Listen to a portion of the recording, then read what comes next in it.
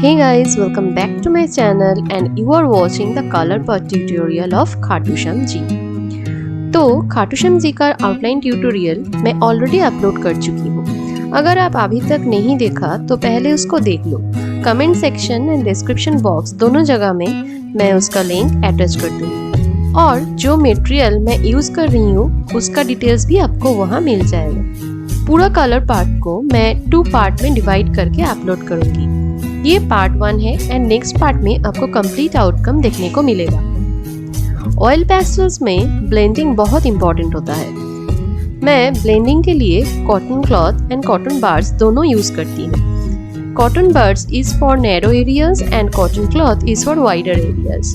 आप लोग blending stump का भी यूज कर सकते हो, बट एक ही प्रॉब्लम है, एक बार ब्लेंड करने के बाद उसको फिर से यूज करने के लिए पहले इसको क्लीन करना पड़ता है।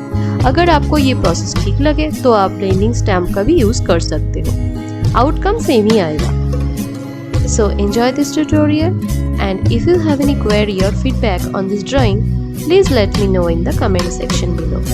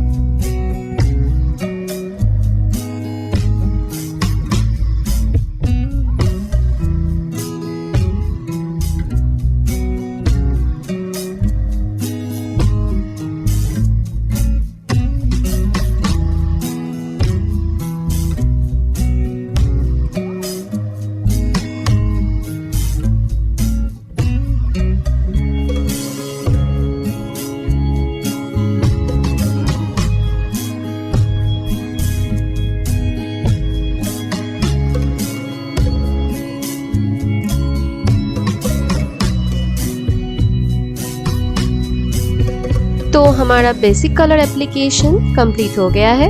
नेक्स्ट पार्ट में इसके ऊपर बहुत सारा डिटेल्स मैं ऐड करने वाली हूँ, so don't miss the next part. I hope ये ट्यूटोरियल आपको पसंद आया है, so hit the like button and don't forget to subscribe if you are new to this channel. Thanks for watching. See you in the next video. Happy drawing!